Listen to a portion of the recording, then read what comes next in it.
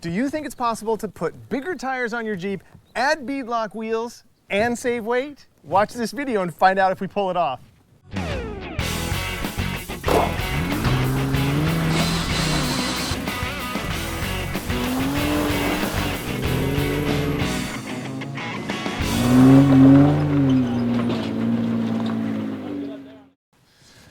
Howdy guys, Jason Lewis here, and today on the AutoEdits Jeep is a really exciting moment because it signals the start of the transformation of the Jeep, the AutoEdits Jeep. A little over 3 years ago, right here on this spot, I stuffed a set of 37-inch BF Goodrich mud terrain tires, and it started me on a journey of great adventures, meeting awesome people, and gaining a lot of knowledge and experience in the off-road world. I'm still new, and I'm always growing. But today, what I'm gonna do is I'm trying to just kind of upgrade the Jeep a little bit to make it quite a bit more capable with just tweaking in the areas that I found that I want to tweak to help do this. So come along for that ride.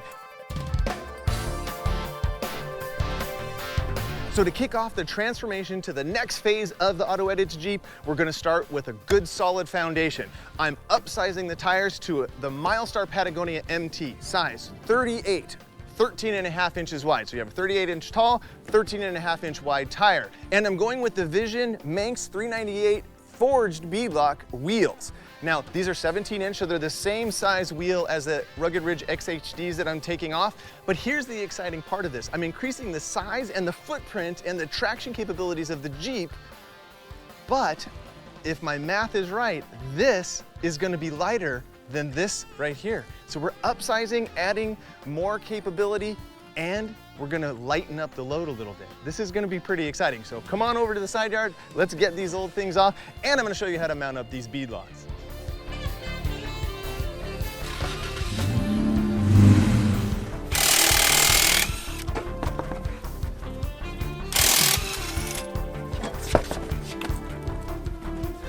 So I wanna make it really clear that I'm not replacing the Maxxis Razor tires because I'm unhappy with them, the performance of them in any way, shape, or form. This is purely a form and function thing, and I'm gonna go into more depth of why the Milestar Patagonias are gonna be, I think that's gonna be interesting that they're gonna be a catch-all size. This is a really interesting growth spurt in the market here. Instead of just saying 37s or you go 40s, which means building big axles and doing all kinds of stuff, the 38s conceivably can just add that much more grip without having to change the entire componentry of your vehicle. So, want that clear. The Razors have been fantastic. You can see these have 22,000 miles on them, tons of life left. I'm gonna actually probably save these and put these on the truck when the Falcons wear out.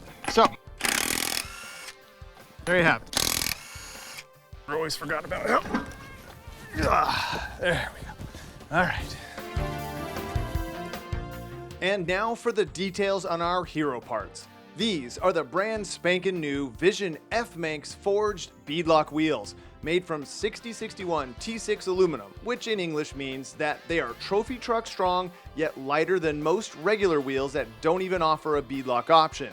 They have steel inserts for the beadlock ring bolts, which is a plus for long service life, and are positioned in the Vision wheel lineup to offer race truck strength at a consumer level price. The Milestar Patagonia MT tires are relatively new in the off-road world and designed by a local company here in Southern California. And the more I learned, the more I liked the philosophy behind them. Make an affordable tire with a competitive rubber compound and fill that intermediate size gap to give Jeepers a few more options for their rigs. Now, let's get these things mounted up. All right, to get started, you want to put a stem in. Now, I'm going to go ahead and put a TPMS sensor in here. Now, that's a tire pressure monitoring system. Now, that's kind of just a personal preference. I found these things, you need to buy a stem to put in, and that's like $6 for this cheapy rubber one. And I ended up on Amazon finding a set of 5 for like $43 or $45. So I went ahead and got them. So we're gonna install it. Now, how you do that, you just get a little bottle with some soapy water. I just have some dish soap and some water in this little bottle. Now, here's a funny little tidbit. This is not Windex. Here is a funny observation. Us dudes or people, car people, will save the $2 that it would cost me to go and get this bottle, just a generic spray bottle from a hardware store to spray. But no, I've been using this Windex bottle for like 10 years. You're like, oh, I can't throw this bottle out. It's a perfectly good bottle. But then you spend hundreds, if not thousands, on your Jeep, project car, race car, whatever. What does that mean? It means that maybe my priorities are right. Who knows? But this is what we do. So right now, get a little bit of soapy water on that. I have a little tool here that will help me. So you just zip this tool onto the end of this thing, and then you just pull down. Oh, that got it right there. Didn't even have to push down. Everything's good. And then your wheel sensor is in place. Gives you a little bit of wiggle room. Just make sure everything looks good around here, which it does.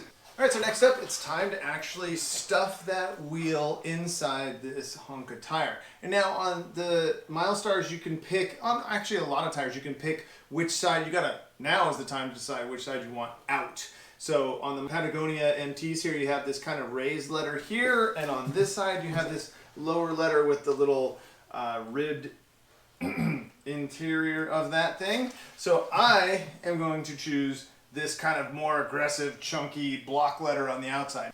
So if you want this on the outside, this is going to be facing the outside. So you're going to go ahead and drop the wheel to the ground, take your super fancy soapy water bottle, lube up the inside of this ring here, and grab your wheel. Be careful since you have your wheel sensor in there, not to hurt it, and then you just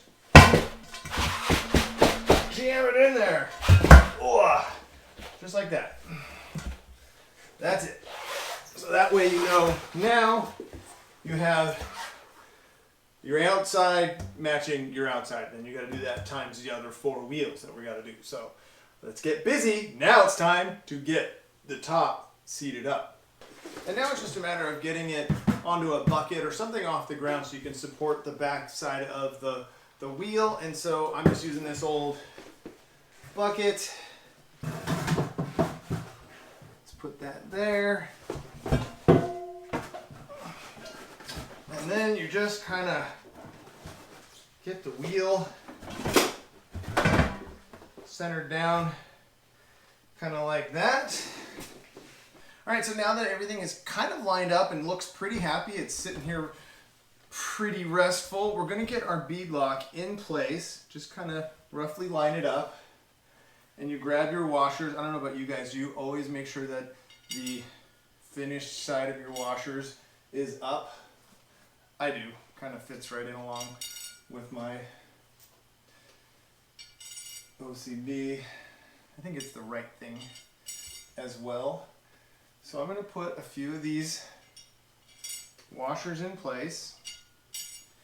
These bolts are all grade 8 steel, so these are all sleeved with steel inserts. A lot of times what will happen is bolts will seize when you have 2 different types of metal going together. They'll seize together. Now, out of habit, and since I'm going to be a good beadlock owner and maintain these regularly, I still am going to put anti-seize on every single one of these. Oh gosh, I don't know how many there are. There's like 150. I don't know. That's not exactly the case, but there's a lot per wheel. 32 maybe, 28. So right now, just while everything is kind of stable, I'm just going to get started a few bolts across from each other. And this will just kind of stabilize things, and then we'll go in and make sure that the edge of the tire is seated inside there. But right now we're just getting everything stabilized.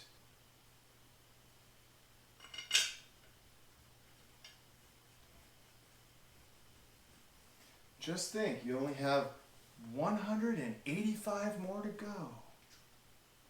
And we haven't even started torquing these down yet. Excited?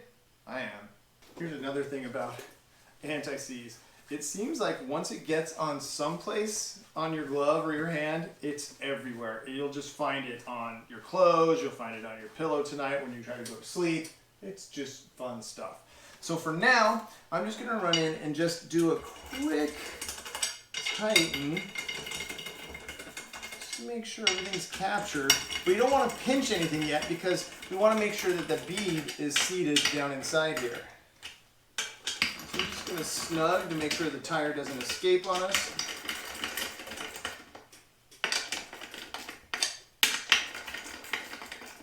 This is something you should not be afraid of trying to do yourself. If you take your time and do this right, this will go just fine. All right, so now we'll just double check the inside bead. Now I can see the places where the bead just needs a little bit of persuasion to tuck itself in. So I just have a blunt dowel here, and I will just tap that in. That's all it takes. That's all it took, was just that little bit of a nudge to get it just seated down. And so now we can run through and just kind of cinch it down and capture it on these four corners, just to make sure it doesn't go anywhere as we get the rest of the 4,332 other bolts in this thing. All right, I have a pretty good start on all of these. I can actually see the ring starting to squeeze down. So I'm going to do one more final check. And it looks great. So now,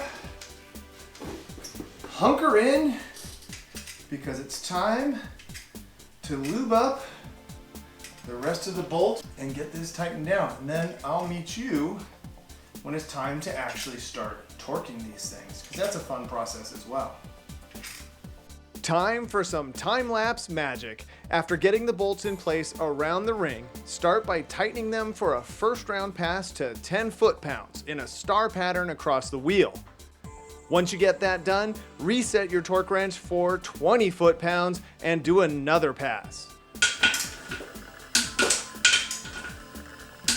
Remember, now is not the time to rush, and just hunker in and get things done right.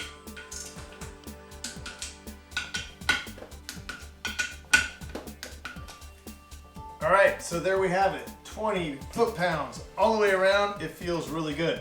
Now, let's get this thing off of here. Let's get that thing out of the way. Now, something that I'm going to do that's a little bit different is I'm going to actually use these glass beads. I've heard about these from a lot of people to balance it. So instead of putting wheel weights inside here, sticking them on, I'm going to go ahead and try these. I don't have any experience with them. I found these on Amazon as well. This is a 6-ounce bag. My gut tells me that it's going to take more than a 6-ounce bag. It probably is going to take 2 bags per tire to balance, but we're going to start with this. We're going to start with 6, and you can actually get a little kit that actually you can add another bag without having to put them in the way we're going to do right now, right in through the valve stem. So we're going to go ahead and put one 6-ounce bag in. I'll let you know how it goes. We're about to drive this thing to Colorado in a couple of days. Is that smart? Probably not, with this many changes going on. But hey, it is what it is at this point. So right now, what I'm gonna do is I have a pry bar somewhere in here that I'm gonna gently just get inside here. We're gonna cut this bag with my fancy knife here. This is gonna make a mess, isn't this? I just see this right now. Making a huge mess is what is actually gonna happen.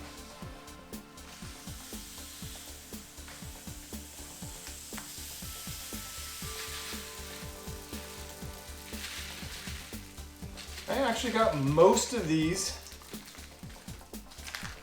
inside the wheel. Now what I'm gonna do is I'm gonna take some of our specialized squirt bottle and I'm gonna just do one more round of lube back here, just so you get this in the most friendly way possible to the seat. And we're gonna use a trick that I learned watching Finnegan's Garage a few episodes ago, where we're gonna seat the bead and then we're gonna relax the tire. We're gonna let the air back out of the tire, and it makes perfect sense. So let's go ahead and seat the bead. Oh yeah.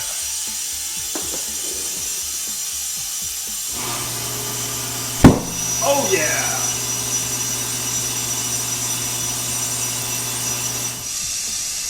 All right, we're at 40 PSI. Everything looks and feels and sounds perfect. Now, what I'm gonna do is I'm gonna just let the tire back down to 0 or just almost 0 before I put the valve back in it and fill it back up with air. Now, this is a cool tip that I learned on watching one of the Finnegan's Garage episodes, and I forget who it was. He had like some old school tire mount guy who said that what happens is that when the tire pops to the bead, it actually expands from the inner lip to the outer bead here.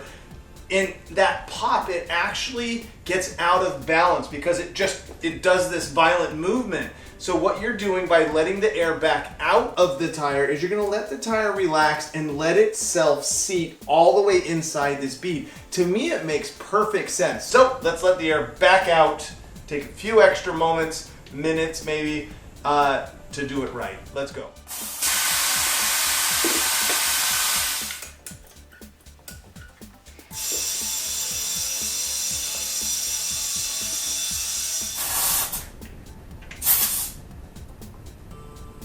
All right, 30 PSI. Time to do this 4 more times and we'll meet you back out at the Jeep for the goodness.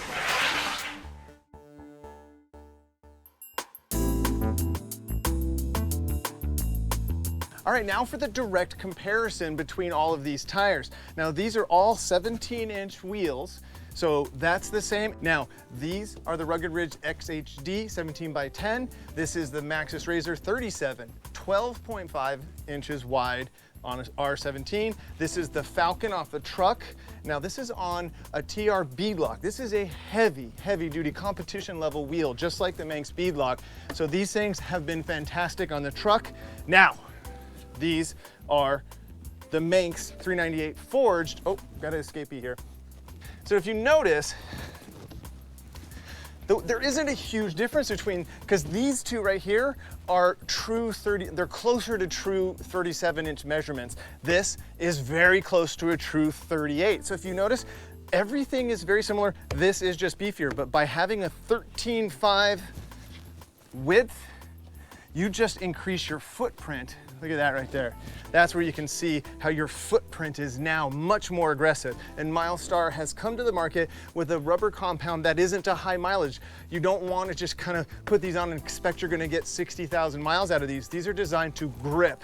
And they have this cool pattern here, which actually will make them a little bit more friendly down the highway, which is actually not a bad thing. And then when you air down, you dig into the side lugs here. So these, I'm really interested. I've seen them on my friend's vehicle, Overland X. My buddy Scott at Metal Cloak runs a set of these on some of their vehicles, on this gorgeous LJ they run. So this is kind of a neat comparison. Now, for the really cool part, both these wheels here, the 17s with 37 weigh 117 pounds. So take that for whatever it is. These both weigh 117 pounds. Now, this combination with the Beadlock and the 38-inch wider tire, 111 pounds fighting weight. That's with the glass beads. This is as you see it right here. So this is kind of cool. We have now increased our footprint, increased our traction, and decreased the unsprung weight out on the corners of the vehicle. That's pretty cool. That's considered an upgrade in my book. So let's get these bolted up to the Jeep.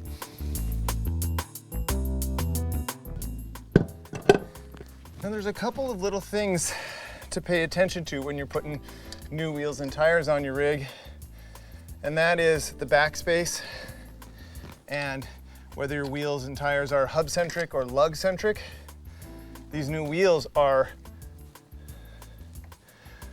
lug-centric, so they center up not because of the cutout of the middle of the wheel centering on the hub, they center up on when the lug nuts actually pull it down tight. So it's really important to, now first off, it's important to torque your wheels to spec. And I will do that once we get them all on and installed. But for now, I'll use my impact just to get them buzz tight. So what you want to do now is just tighten them up in a star pattern, kind of like when we did the bead lock, and that will get the wheel up against the hub, nice and centered and snug and square.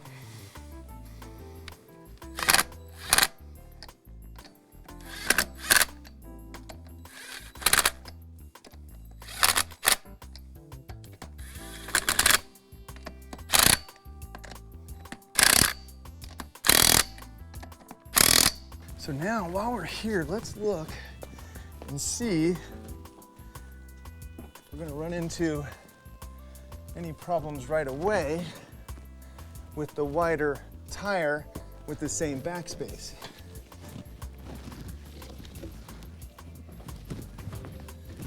And so far, it seems to clear. Now this would be simulating ride height since we're still sitting on the axles. So we'll have to keep an eye on some things because things will change. I may end up having to run a wheel spacer since this is a 4.5-inch backspace on this wheel. This doesn't actually push my wheel out any farther than the Rugged Ridge wheels, and we have wider tires. So we may find some things. We'll go and check it out, and then I have some wheel spacers. We'll see if we need them. But for now, let's keep mounting up. Okay.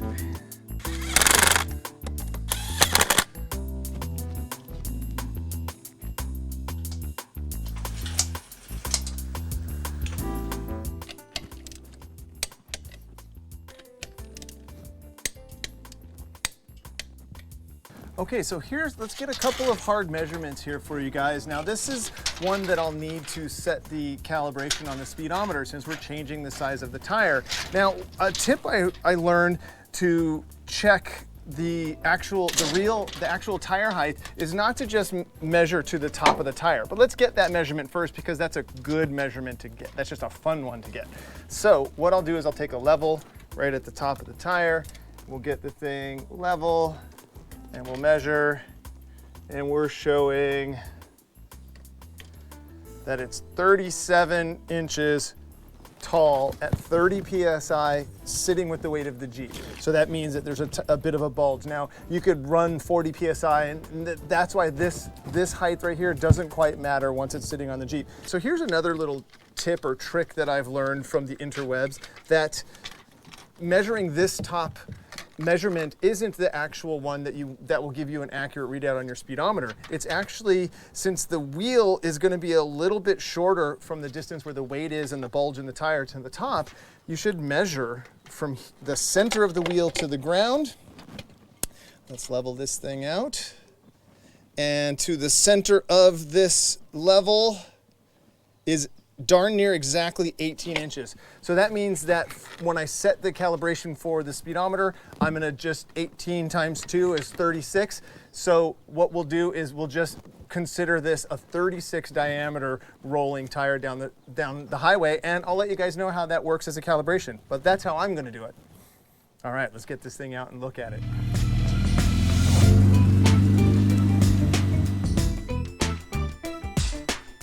Check it out. The AutoEdits Jeep looks amazing, and we did some advanced work in this one, guys. Bigger tires, stronger and lighter wheels with confidence-inspiring bead locks to wheel even harder than I've done before. Plus, spoiler alert, the upcoming road trip to Colorado puts this wheel and tire package to the test in a big way.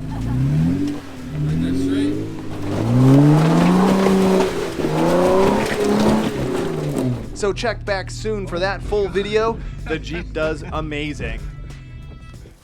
All right, buddy, you ditched out on me today. I know it's hot out here.